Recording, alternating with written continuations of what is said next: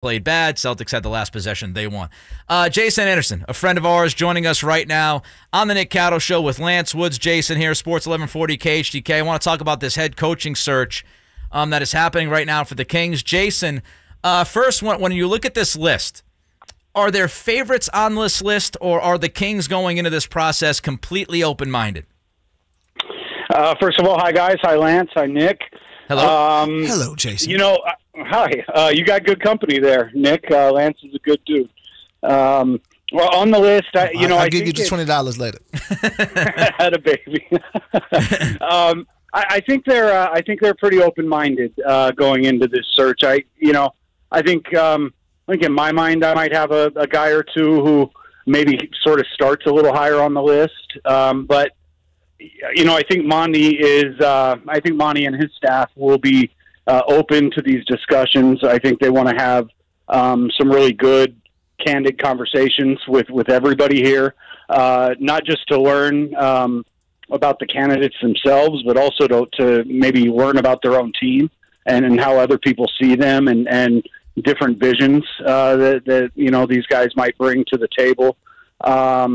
So, I think they're going to go in with a pretty open mind. I think it would take for some of these guys, there's 4 guys here who have been head coaches before. So we kind of have an idea of who they are and what they might, be able to do. And then you've got 3 guys who have never been a head coach. They're looking for their first opportunity. These are assistants.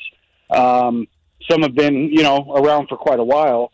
But we've actually never seen them do this job. So, I think that you've got the 4 guys who you could point to as maybe safer picks because, they can handle a clipboard. They've done this job before. And then you've got 3 guys who are going to have an opportunity to come in and have these conversations and really impress people. And, that's where I get to, them having an open mind here, because I think if one of these 3 guys who are currently assistant coaches come in and just really knock everybody's socks off, it wouldn't stun me for Monty and his staff to decide they're going to roll the dice a little bit on somebody if they really believe in them. Oh, Jason. Yes. With all of that being said, do you have a favorite personally? I don't know that I want to put it that way, because look, we're going to break down these candidates in the Sacramento Bee over the next several days, get to know them better, get into their backgrounds and their histories. And I don't necessarily want to come on the radio and say I have a favorite for the job. That's not, I'm the beat writer. I have to remain objective about this.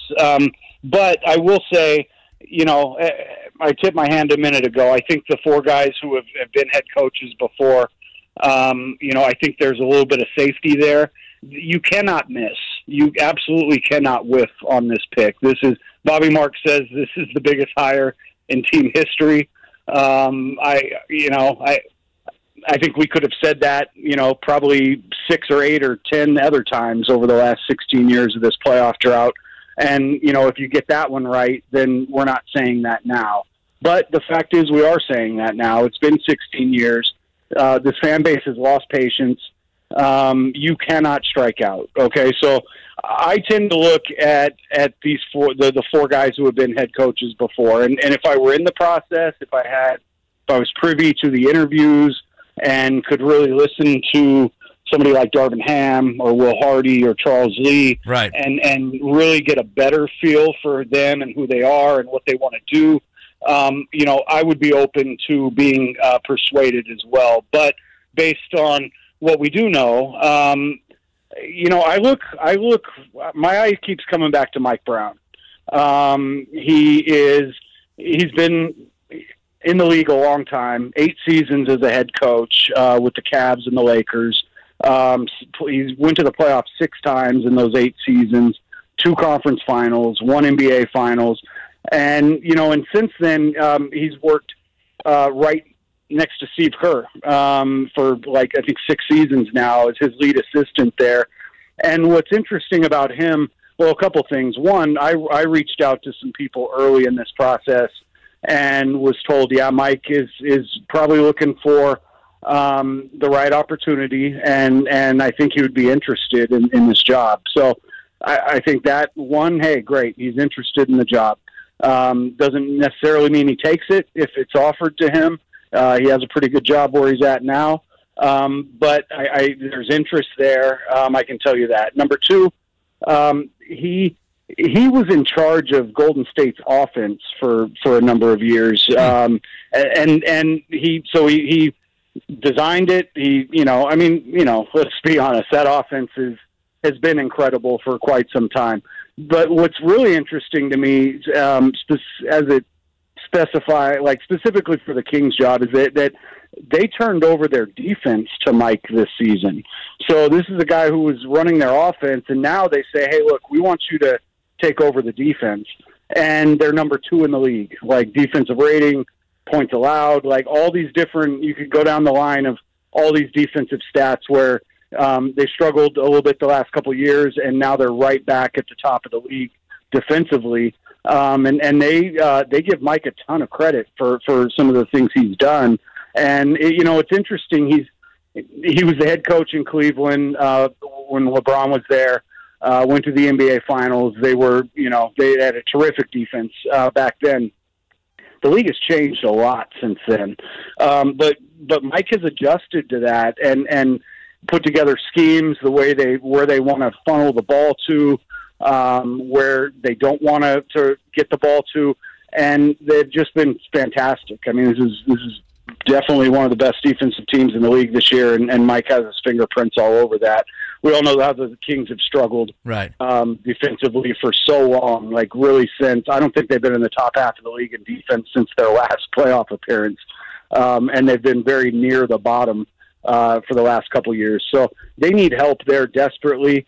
You could look at somebody like Mike D'Antoni, who is this wizard offensively, and some of the things you might be able to do with him and working with Fox and Sabonis, and maybe that wins the day in the end.